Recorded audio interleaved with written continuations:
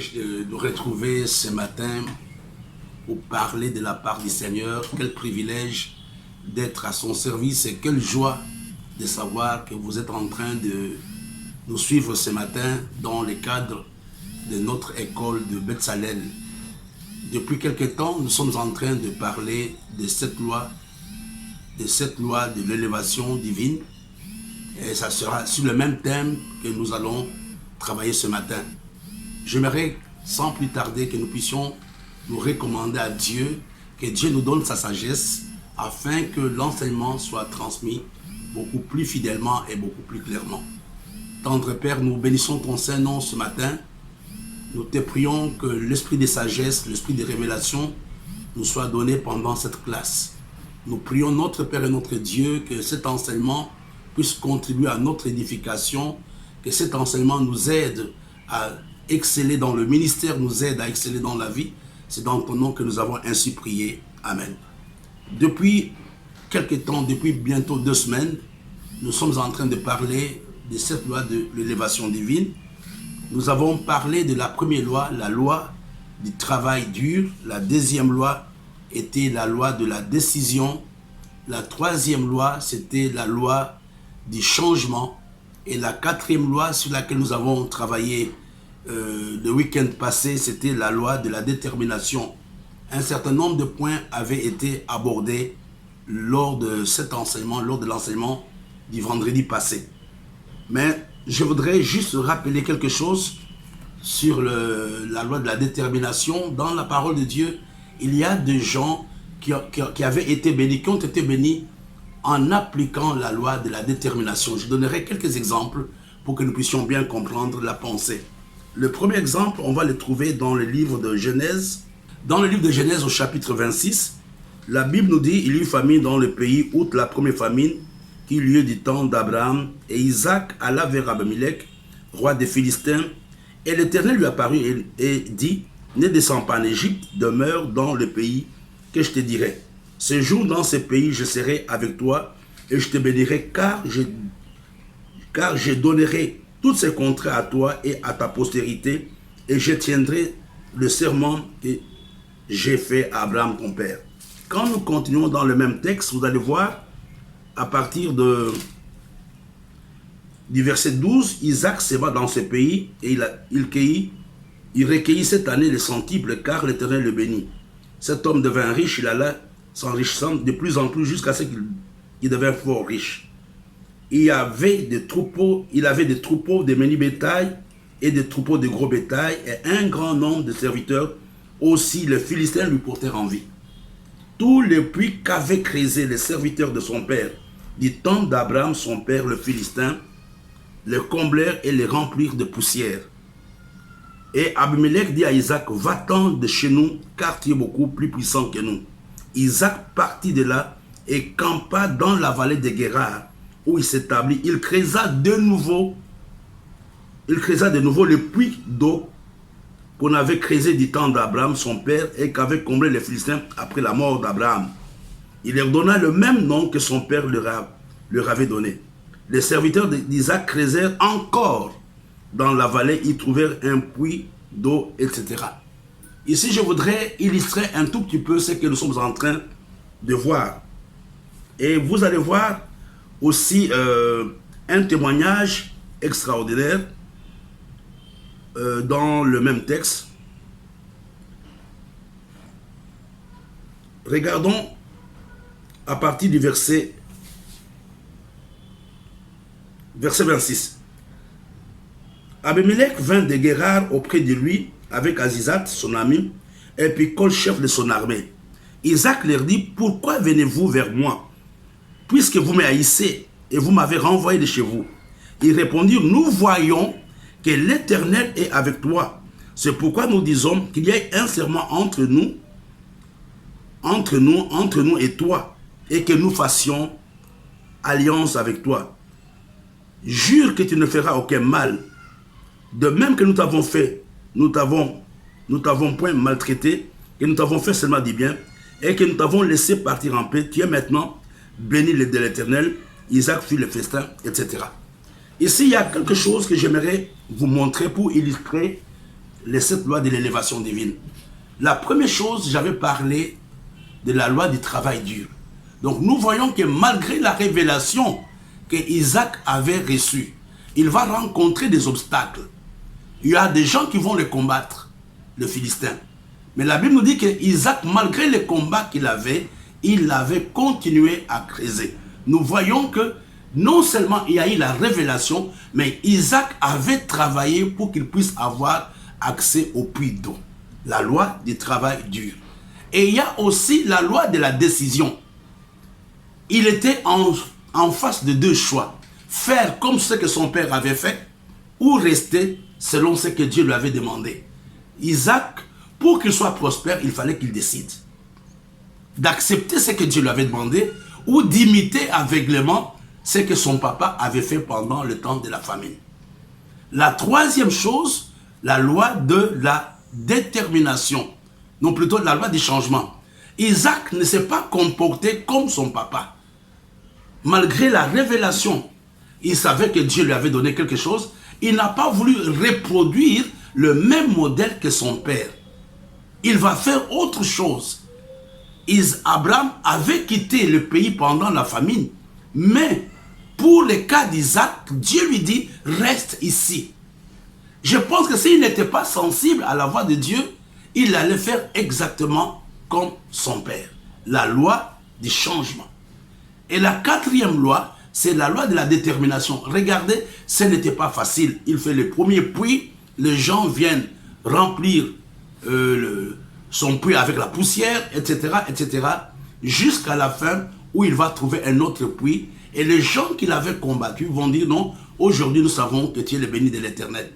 Et vous comprenez, il y a certaines bénédictions qui arrivent dans nos vies seulement après la détermination. Il y a des choses qui peuvent sembler difficiles aujourd'hui. Je m'adresse à toi, ne t'arrête pas. Isaac ne s'était pas arrêté. Isaac pouvait dire, écoutez, j'ai fait le premier puits, les gens ont déjà mis la poussière, mais il a continué à combattre jusqu'au moment où ses ennemis vont dire, aujourd'hui nous te laissons en paix, et ses ennemis sont venus le voir pour pouvoir faire une alliance avec lui. Donc nous voyons la vie d'Isaac, il liste les 4 premières lois. La loi du travail dur, la loi de la décision, la loi du changement et la loi de la détermination. Il y a un autre texte aussi, nous sommes en train de parler de la détermination. Il s'agit de Jacob, son père, le père d'Isaac, le fils d'Isaac. Jacob va aussi expérimenter la loi de la détermination. De Genèse au chapitre 31, c'est lui-même Jacob qui parle au verset 42. Si je n'avais pas eu pour moi le Dieu de mon père, le Dieu d'Abraham, c'est lui qui craint Isaac, tu m'aurais maintenant renvoyé à vide. Dieu a vu ma souffrance et le travail de mes mains, et hier il a prononcé son jugement.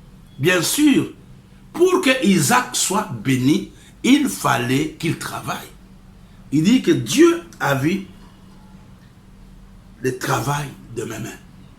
Je voudrais ce matin que tu maudisses la facilité. Je voudrais ce matin t'encourager à résister à la facilité, à résister à la paresse. Il y a des bénédictions qui arrivent dans notre vie seulement après le travail dur. Nous voyons des gens qui ont réussi dans la vie, mais nous ne connaissons pas les en dessous. Nous voyons des grands prédicateurs, mais on ne sait pas quel est le travail que ces gens font. Quel est le travail que ces gens font? Regardons encore, toujours au niveau de la loi de la détermination, le cas de Jacob lui-même. Allons dans le livre de Genèse au chapitre 32, à partir du verset 24. Jacob demeura seul, alors un homme lutta avec lui jusqu'au lever de l'aurore. Voyant qu'il ne pouvait le vaincre, cet homme le frappa à l'emboîture de la hanche. Et l'emboîture de la hanche de Jacob s'est démis pendant qu'il luttait avec lui. Il dit, laisse-moi aller car l'aurore s'élève. Voilà ce qu'un homme déterminé dit. Jacob répondit, je ne te laisserai point aller que tu m'aies béni. Je ne vais pas abandonner, je ne vais pas arrêter avant que je ne voie le résultat de mon travail. Nous voyons ici que Jacob était déterminé à voir, à recevoir la bénédiction. Je m'adresse à toi ce matin, aie soif de voir le miracle dans le travail que tu fais. Même si aujourd'hui les choses ne marchent pas, n'abandonne pas. Isaac n'avait pas abandonné. J'aime la déclaration de Jacob qui dit « Je ne peux pas te laisser partir avant que tu ne m'aies béni. » La Bible nous dit « Il va lutter avec l'ange et le matin, son nom va être changé. » Vous comprenez que la loi de la détermination est une réalité, malheureusement, que beaucoup ignorent. Regardons encore un autre exemple biblique. Je voudrais ce matin, toi qui es en train de vouloir t'arrêter, que Dieu t'aide à te relever et à continuer la course. Voilà. Je crois qu'on en avait parlé la dernière fois. Quand vous regardez l'onction d'Élisée, l'onction d'Élisée était une conséquence de la détermination d'Élisée. Allons dans le livre de 2 Rois, à partir du chapitre 2. Lorsque Élie fut monté, Élie au ciel dans un tourbillon, Élie partait de Gilgal avec Élisée. Élie dit à Élisée, reste ici, je te prie, car l'Éternel m'envoie jusqu'à Bethel. Élisée répondit, l'Éternel est vivant, et ton âme est vivante, je ne te quitterai point. Et ils descendirent à Bethel. Le verset 4, il dit la même chose, je ne te quitterai point. Au verset 6, il dit la même chose, Élie dit, reste ici, je te prie, car l'Éternel m'envoie au Jourdain. Il répondit, l'Éternel est vivant, et ton âme est vivante. Je ne te quitterai point. Et ils poursuivirent tous les deux leur chemin. Alors, regarde. Ça, je disais, c'est le chemin de l'onction d'Élisée. Son patron, son boss, lui dit, écoute, moi je vais partir, reste ici. Beaucoup allaient dire, non, d'accord, je reste. Mais il dit, parce que Élisée savait ce qu'il attendait. Élisée savait exactement. Parce que je pense qu'il a travaillé avec Élie. Il n'était pas encore satisfait. Il y a quelque chose qu'il attendait de la part d'Élie. Et la chose là allait venir dans la vie d'Élisée seulement au prix de la détermination. Si à la première proposition d'Élie, Élisée avait dit d'accord, je rentre, je ne pense pas que Élisée allait avoir la double portion. Élisée, plutôt Élie lui propose 3 fois, il a dit tu peux partir. Tu peux partir, il a dit je ne pars pas. Deuxième fois, tu peux partir, il dit je ne pars pas. Troisième fois, tu peux partir, il a dit je ne pars pas. Peut-être c'était aussi un test. Mais écoute-moi bien. Regarde au verset 9 ce que la détermination peut faire. Au verset 9 maintenant, lorsqu'il est passé, Élie dit à Élisée, demande ce que tu veux. Demande ce que tu veux que je fasse pour toi avant que je ne sois enlevé d'avec toi. Élisée répondit, qui est sur moi, je te prie, une double portion de ton esprit. Élie n'a pas posé cette question à Élisée au début de la course. Il lui avait proposé, il a dit, écoute, tu peux rentrer. Si Élisée n'était pas déterminé, je ne pense pas que Élie allait lui poser cette question. Je ne pense pas que Élie allait laisser la double portion à Élisée. La double onction d'Élisée était une conséquence de la détermination. Parce que nous voyons à 3 reprises, Élie demande à Élisée de partir. Mais Élisée refuse.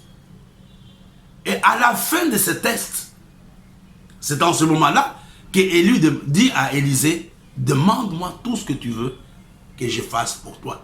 Et Élisée dit, écoute patron, j'aimerais avoir une double portion. Je suis en train de parler vraiment à quelqu'un par rapport à ce message. Peut-être hier, tu n'as pas eu le résultat escompté. Peut-être aujourd'hui, ça ne sera pas comme hier. Jusqu'à présent, tu passes d'échec en échec, d'humiliation en humiliation. N'arrête pas, n'abandonne pas, poursuis la course. C'est à la fin de ton chemin, à la fin de ce test par lequel tu es en train de passer, que tu peux expérimenter une nouvelle réalité dans ta vie.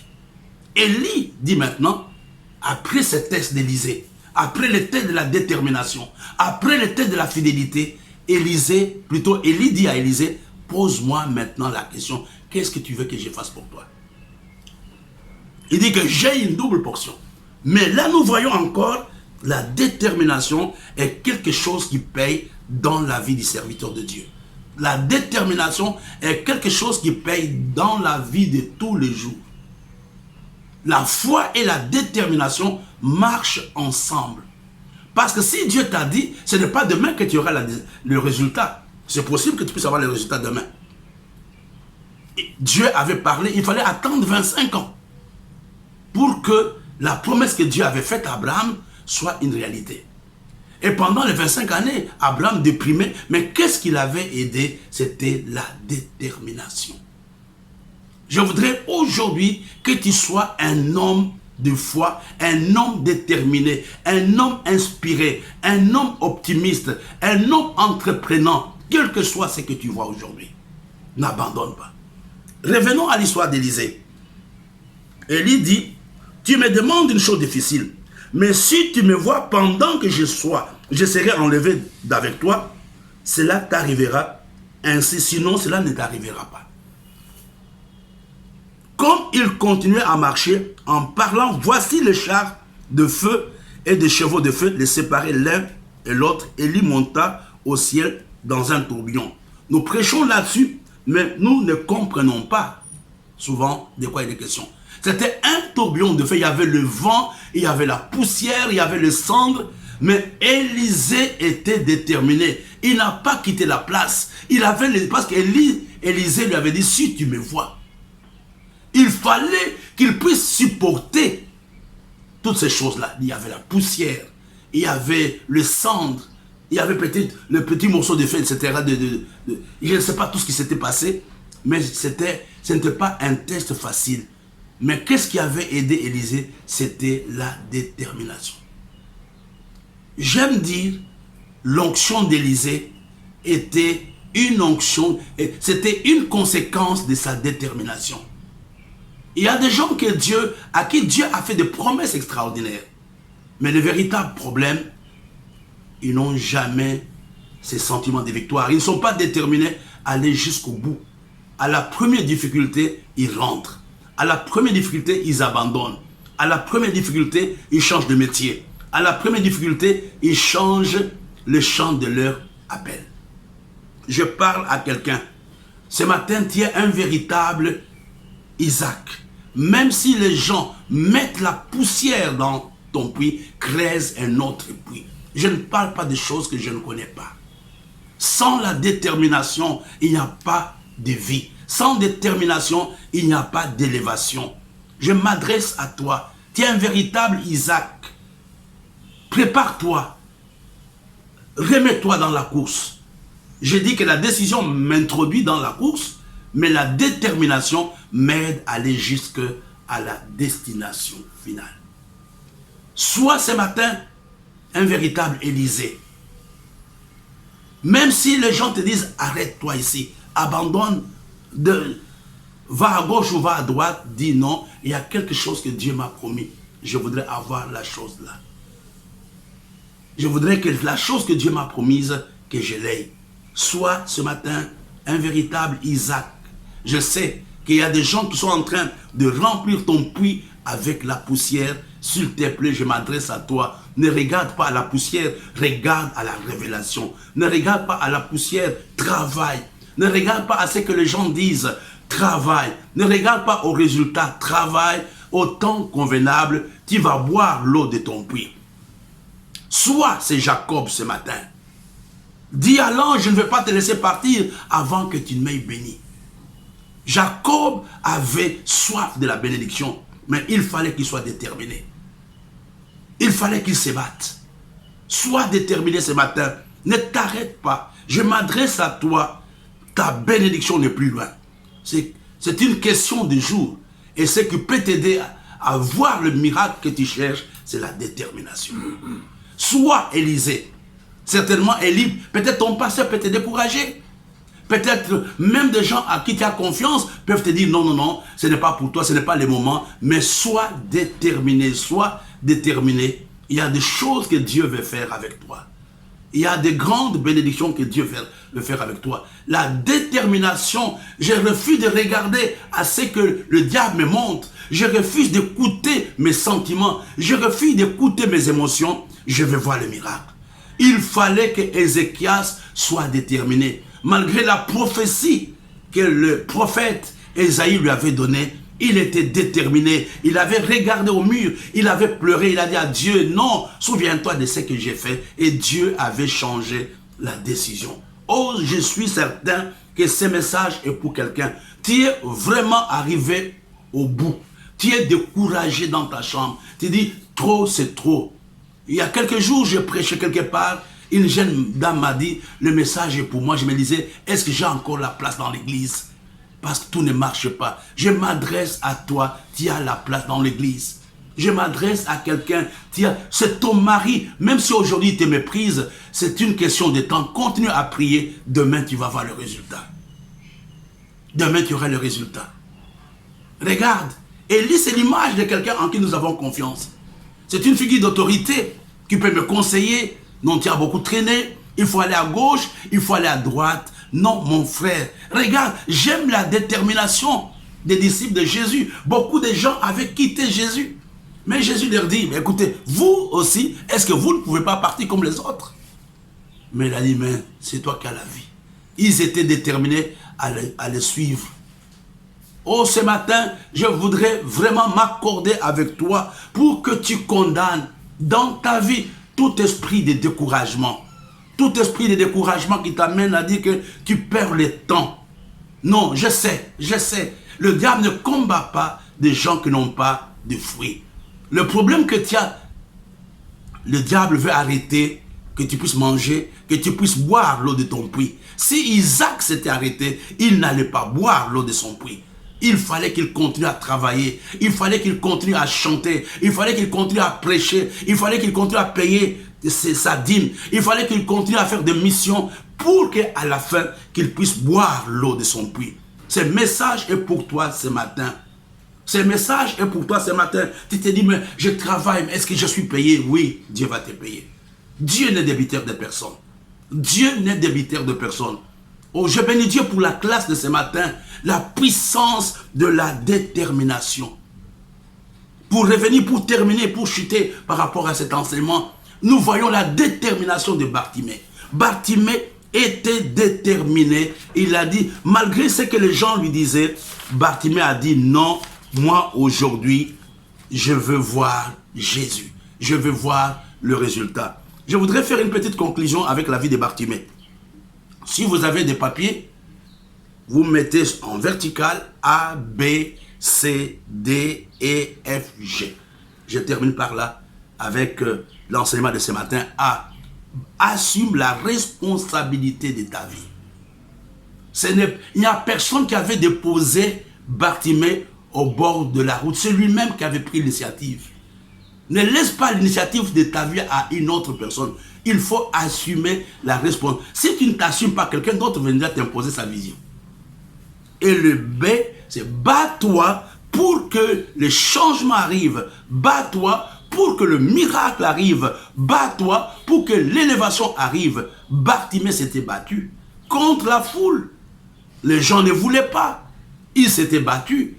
Nous avons un autre exemple de quelqu'un qui s'est battu. C'était Zachée, malgré sa taille, malgré la foule, il était monté sur l'arbre parce qu'il voulait à tout prix voir Jésus.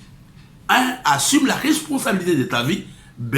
Bats-toi pour que l'élévation, pour que le miracle arrive. Et C. Clarifie ce que tu désires ce matin. Clarifie ce que tu désires. Parce que Jésus lui pose la question, Bartimée, que veux-tu que je fasse? Il faut avoir des objectifs clairs et précis pendant cette classe. Exerce ta foi. Je termine en rappelant la conclusion sur la détermination. A. Assume la responsabilité de ta vie. Le B. Bats-toi pour que les changements arrivent. Nous voyons que Bartimée s'était battu pour que les changements arrivent. Nous avons vu les cas d'Isaac qui s'était battu. Nous avons vu les cas d'Élisée qui s'était battu. Nous avons vu les cas de Jacob qui s'était battu. c'est clarifie ce que tu désires réellement. Qu'est-ce que tu veux réellement? Est-ce que tu veux la facilité ou tu as besoin de voir l'eau de ton main? Clarifie ce que tu veux. Et décide-toi désormais de ne pas faire attention à la foule. Décide-toi de ne pas te laisser influencer par les circonstances. Décide-toi de ne pas écouter tes sentiments, mais écoute Dieu, exerce ta foi ce matin. Ça a été un plaisir ce matin d'être avec vous. Aujourd'hui, nous avons pratiquement refait l'enseignement de la semaine passée sur la détermination, parce que je voulais que nous puissions comprendre que plusieurs, je le sens, sont dans le découragement. Peut-être à cause de Covid, vous êtes encore reconfinés, peut-être à cause d'un quelconque échec, les choses ne sont pas comme vous le vouliez, mais j'aimerais vous dire de la part de Dieu, soyez déterminés, le meilleur est devant vous. Que Dieu vous bénisse, rendez-vous le vendredi de la semaine prochaine. Amen.